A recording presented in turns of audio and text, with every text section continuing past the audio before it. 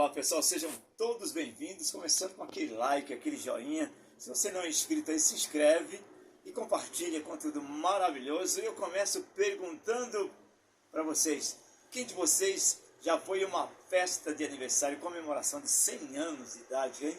100 anos de vida, que coisa maravilhosa. Pois é, eu fui pela primeira vez no aniversário do Senhor Abdias, que eu conheço desde a minha infância, amigo, toda a nossa família, uma pessoa maravilhosa, que nasceu em 26 de março de 1924, imagina. Quanta coisa aconteceu, né, nessa história, nesses 100 anos de Abdias para cá. Você imagina, naquela época não existia um palmo de asfalto ainda no Brasil inteiro. O primeiro asfalto surgiu 4 anos depois, em 1928, ligando Petrópolis ao Rio de Janeiro. Imagina, o rádio estava apenas começando, 1 ano e meio depois do nascimento do Senhor Abdias, chega o rádio ao Brasil, o rádio transmissor, o rádio receptor. Quem tinha muito poucas pessoas tinham rádio naquela época. A televisão nem só. A televisão chegou em 1950. A Dutra, a primeira estrada asfaltada de São Paulo, acho que foi exatamente ela, 1950, o ano que chegou a TV, né? Então, uma coisa que eu estava pesquisando, a única metrópole que daquela época, quando nasceu o Abdias, era o Rio de Janeiro, que era a capital do Brasil, né? Que tinha um pouco mais de 1 milhão de habitantes. São Paulo tinha 600 mil habitantes, o tamanho de uma cidade hoje aqui do interior de São Paulo, Sorocaba, mais ou menos isso aí. Salvador, que foi a primeira capital, em 1924, quando nasceu Abdias, tinha apenas 290 mil habitantes, que é metade de uma cidade grande da Bahia, hoje chamada Feira de Santana. E o Senhor Abdias nasceu durante o governo do Arthur Bernardes, né? E a moeda daquela época, a nossa moeda era o réis, né? O transporte de massa naquela época eram os trens, né? Tudo era feito, as grandes distâncias, carga era feito através de ferrovias. E nas capitais mais importantes, como Rio, São Paulo, o transporte nas capitais era feito por bondes, porque não havia ainda linhas de ônibus, né? Imagina.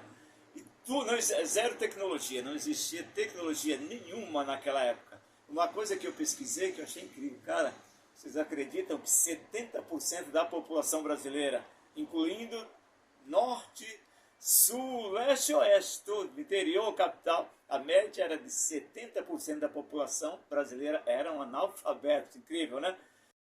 E o Senhor Abdias é de uma família francesa, a família Bittencourt, que vieram para o Brasil durante a Revolução Francesa, e o seu avô, bisavô, Jean-Baptiste Bittencourt, ou João Batista Bittencourt, como era conhecido, saiu de Salvador para Mirandela, na região indígena, e pouco antes vieram os padres jesuítas e mais outras famílias, Gama, Ribeiro, Carvalho, etc., para desenvolver ali aquela região ali. Segundo eles, teriam vindo para catequizar os índios. Então, o seu Abdias, ele foi tropeiro, né?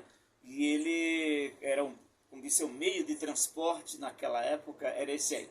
Imagine ele, saiu uma certa vez, o que ele fazia naquela época? Pegava o que eles colhiam na região ali, o milho, o feijão, o fumo, né? E levavam para essas cidades mais distantes, né?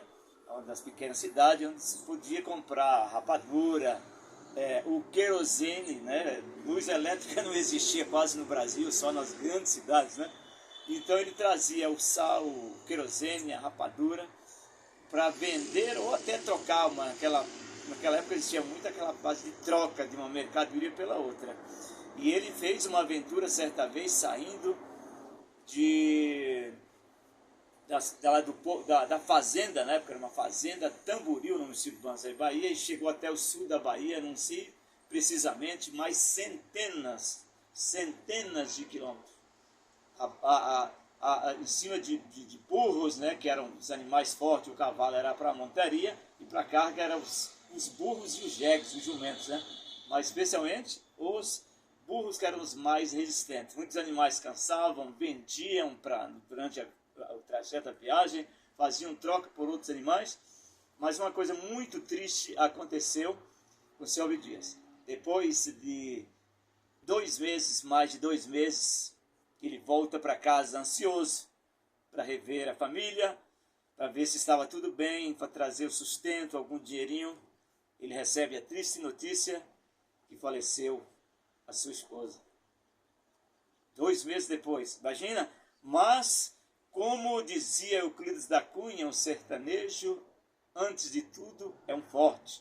Ele deu a volta por cima dessa primeira esposa, 4 filhos, casou-se pela segunda vez, mais 11 filhos, e seu Abdias está aí firme e forte, para contar muita história ainda, e para não ficar muito longo aqui, né? Vamos para o vídeo aí, vamos lá, vamos assistir, pessoal. Então, pessoal, estou muito feliz. Primeira vez que eu vou a uma festa de comemoração, aniversário de 100 anos. Vamos entrar aqui.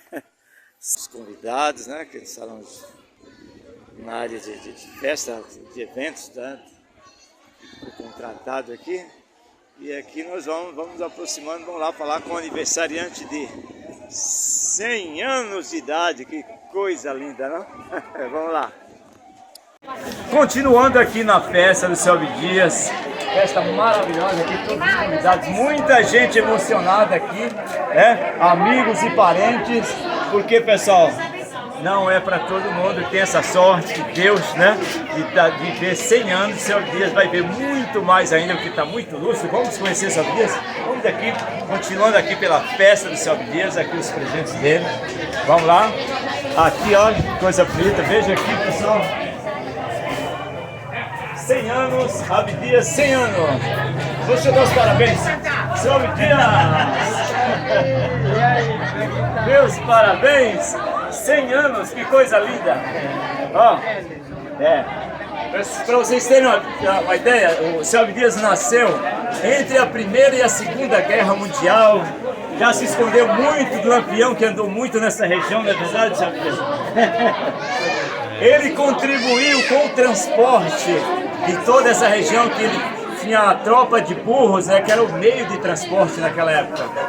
Quando o seu Abdias nasceu, nem sonhava em ter o primeiro caminhão no Brasil, não só aqui na região, aqui na Bahia, nem no Brasil. Seu Abdias, parabéns, maravilhoso, que coisa linda, e que venham muitos e muitos anos ainda. É isso aí. Fé em Deus.